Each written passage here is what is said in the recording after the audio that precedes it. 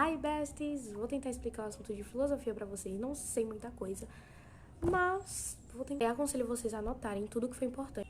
Anotem palavras, tipo, façam mapas enquanto eu for falando, bota o nome do assunto, enfim. Essas coisas assim, eu vou tentar deixar aqui, mas dá muito trabalho editar, então eu não sei se vai dar tempo. Enfim, vamos lá. O nome do assunto é o que é o ser humano e a busca por conhecimento. First one. Todo mundo sabe que o ser humano, ele se diferencia dos outros seres por causa da capacidade, de pensar. O ser humano, ele pode ter as suas próprias escolhas, ele pode garantir sua sobrevivência, né? Se adaptar muito fácil. O ser humano tem, assim, muitas coisas, né? Que diferencia dos outros seres. Tipo assim, o ser humano, ele tem coisas que conseguem superar, de certa forma, os outros seres. Como, né, a capacidade de pensar, ser racional e essas coisas assim. O ser humano, basicamente, ele consegue criar mecanismos que fazem superar as suas limitações. Isso é o que torna o ser humano muito... Também, né? Uma das coisas que torna ele bem diferente dos outros seres. Basicamente, os animais, eles vivem o determinismo. Eles vivem à base do instinto. Tipo assim, tem uma ave, sabe? Uma ave. Aí a ave nasce.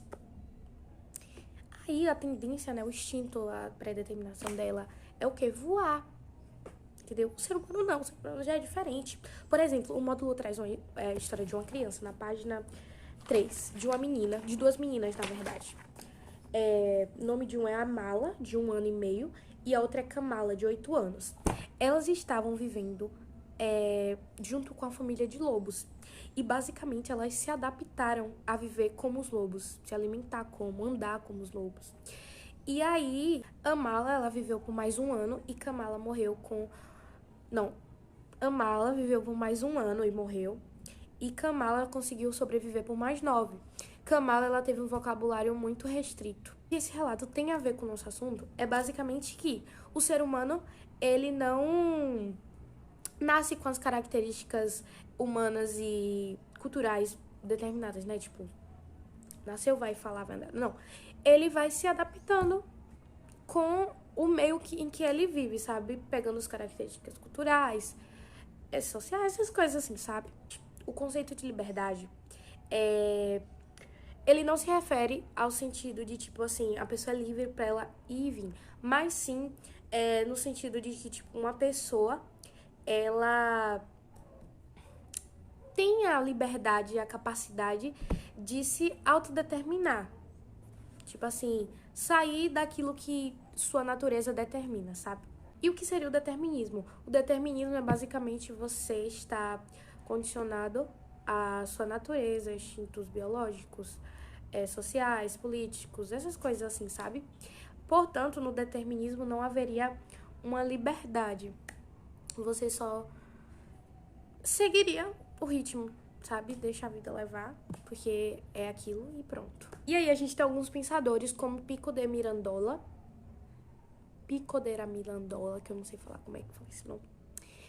E ele fala basicamente assim: o ser humano é um verdadeiro milagre, visto que os outros seres nascem com uma essência pré-determinada.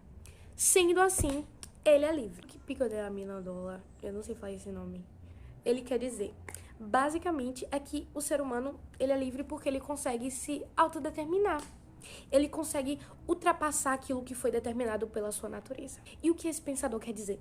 Basicamente, ele fala que o ser humano é livre porque ele tem a capacidade de se autodeterminar, ultrapassar aquilo que foi ditado pela sua natureza. You understand me? E tem uma coisa que a gente pode parar pra pensar sobre a natureza humana, que é a capacidade de aprender e de ampliar as suas possibilidades no mundo, né? O ser humano, ele pode pensar, ele pode, sabe, conhecer várias coisas diferentes. O ser humano, ao contrário dos outros seres, ele consegue fazer uso da sua razão, tipo, pensar assim, né, e afins, e agir. E já os outros seres, não. Enfim. E aí, tem um pensador chamado Carl Jung. Eu não sei. Esses nomes são tudo... Ele considera que o ser humano ele é constituído por uma natureza que determina alguns aspectos da vida humana, sobre os quais eles não têm poder de controlar nem de deliberar, tais como temer um animal que pode colocar sua vida em risco.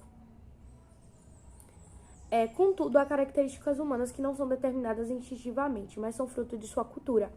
Uma vez que o ser humano frequentemente é capaz de se adaptar às suas ações de acordo com os valores e ideias que lhe foram transmitidos pela cultura. Outra característica que marca a diferença do ser humano em relação aos demais animais é a sua possibilidade de projetar o futuro, tomando como baliza o passado e as experiências do presente para fazer as suas escolhas. Basicamente, a primeira coisa que ele fala é que o ser humano ele se determina através da sua cultura. E a segunda coisa que ele fala é que o ser humano ele tem a possibilidade de se projetar ao futuro. O ser humano ele tem uma coisa chamada necessidade de conhecer. Eu diria curiosidade? Talvez. Bom, mas o que seria conhecer? Conhecimento. Segundo Nicolau Bagano, o conhecimento ele é alcançado quando o indivíduo ele consegue trazer algo de fora para dentro da sua mente. E aí o ser humano ele tem essa necessidade de conhecer e afins. E tem duas ferramentas que trazem essa possibilidade de conhecer o mundo e a si mesmo, por meio da razão e da imaginação. E o que seria cada uma delas? A razão é quando uma pessoa ela consegue produzir o seu conhecimento de uma forma fundamentada e sistemática, sabe? Tipo, tem toda uma linha de raciocínio, assim, baseada no mundo e afins. E a imaginação seria basicamente quando uma pessoa, ela não consegue explicar o seu conhecimento através da razão. Então, ela usa a imaginação. E como é possível alcançar esse conhecimento? A gente tem dois tipos, o conhecimento intuitivo e o conhecimento demonstrativo. O intuitivo, ele é obtido independente de um conceito previamente estabelecido. E aí a gente tem o empírico e o intelectual. O empírico é quando a pessoa se baseia nos seus 5 sentidos.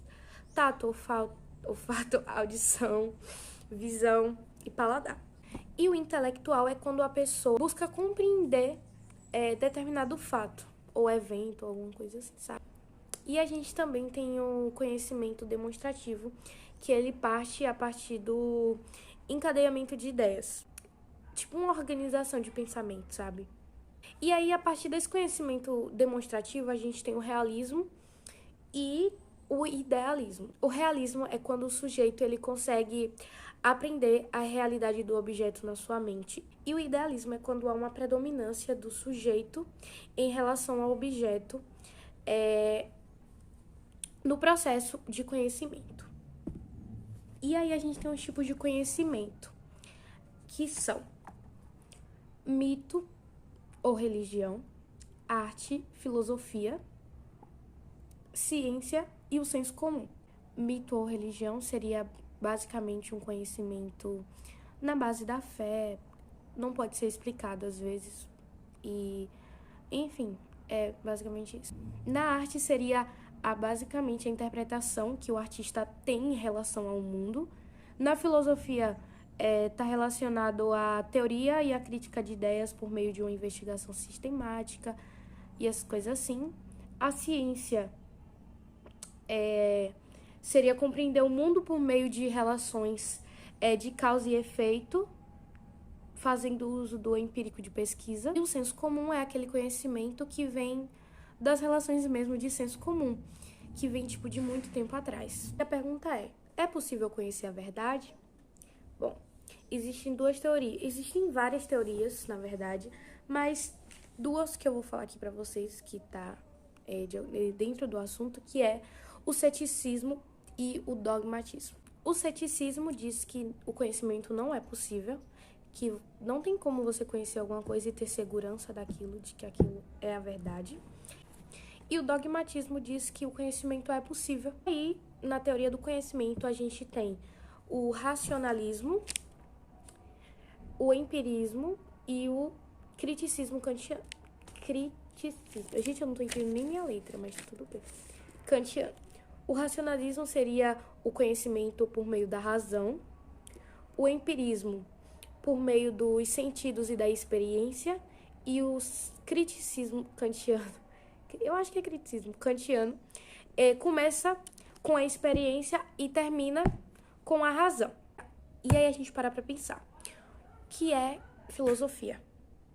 A filosofia poderia ser a busca do conhecimento. A gente tem um conceito aqui.